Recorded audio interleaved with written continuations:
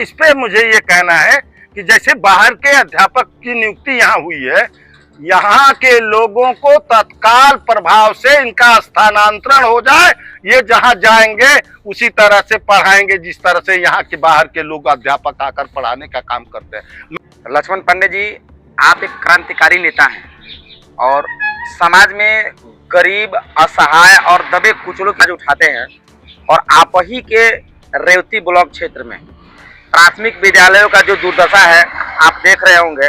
आप ही के ग्राम सभा में नैना से हटकर कुछ ऐसे विद्यालय है जैसे मथौली हो गया, ताहिरपुर हो गया और सोमनाथपुर हो गया, जो विद्यालय पिछले दिनों समय से, जो 2 बजे निर्धारित समय है, समय से पहले बंद कर दिए गए। आप इस पे क्या कहना चाहेंगे? उस विद्यालय में गरीब बच्चे पढ़ते हैं। देखिए, क्या कहा जाए, ये जो खंड शिक्षा अधिकारी बैठा है रेवती, इनकी जिम्मेदारी है और ये बार बार यह बात को उठाया जा रहा है कि गरीबों के बच्चे, वो असहायों के बच्चे उस प्राइमरी पाठशाला में पढ़ने के लिए जाते हैं, शिक्षा अध्ययन करने के लिए जाते हैं। योगी और मोदी की डबल इंजन की सरकार कहती है कि हमारी नजर सबके ऊपर है, लेकिन उसके अधिकारियों की नजर अपने नीचे अध्यापकों पर नहीं है। इसलिए नहीं है कि उसके जेब में पैसे की आवश्यकता है। खंड शिक्षा अधिकारी पैसा कमाने के फिराक में पड़ा हुआ है। एक भी कार्रवाई बता दीजिए, ये बलिया का डीएम बता दे, उत्तर प्रदेश के शिक्षा विभाग के लोग बता दें कि बलिया जनपद के अंदर मीडिया के माध्यम से, जनप्रतिनिधियों के माध्यम से सरकार इन शिक्षा विभाग में अध्यापकों के खिलाफ आवाज उठ रही है।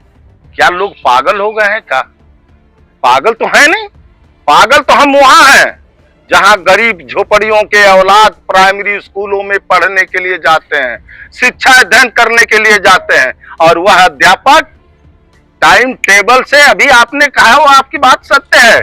मैं यही नहीं, मैं हर क्षेत्र के हर गांव विद्यालयों का तत्काल भ्रमण करूंगा और भ्रमण करा करके वीडियो बनाने का काम करूंगा।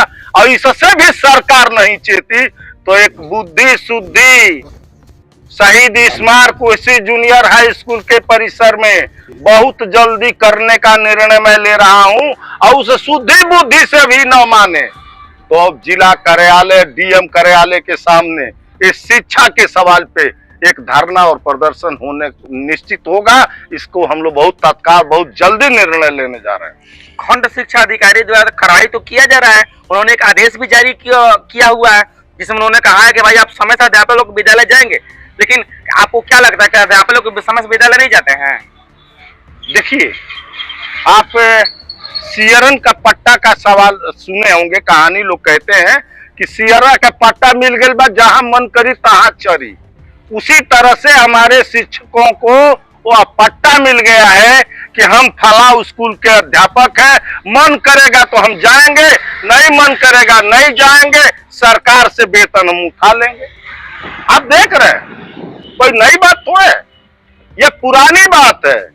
हम तो धन्य है इस व्यवस्था की और धन्य है उन अध्यापक लोगों की जिन्होंने, वो भी गरीब परिवार के बेटे हैं, वो टाटा बिरला डालमिया के औलाद नहीं है। अगर ठाकुर है तो 500 और 1000 एकड़ वाले किसान के बेटा नहीं है।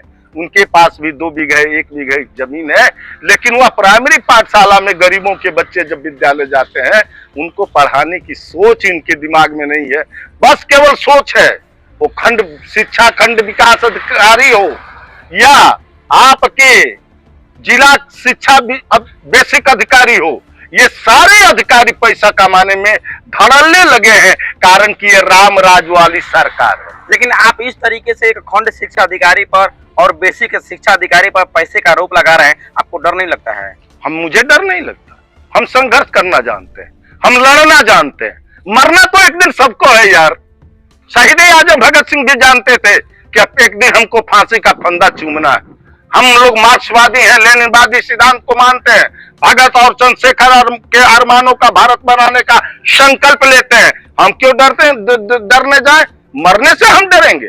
अगर मैं मर गया तो फिर इन किसान, मजदूरों, गरीबों, मजलूमों की आवाज कौन उठाएगा? लेकिन शिक्षा क्षेत्र रेवती के अंतर्गत जितने भी विद्यालय में लापरवाहियां हो रही हैं, आप उनके खिलाफ एक आंदोलन करने जा रहे हैं, इसका क्या उद्देश्य है? इसका हमारा एक ही उद्देश्य है कि गरीब बच्चों को, दलितों, मजदूरों, किसानों के बच्चों को शिक्षा मिले।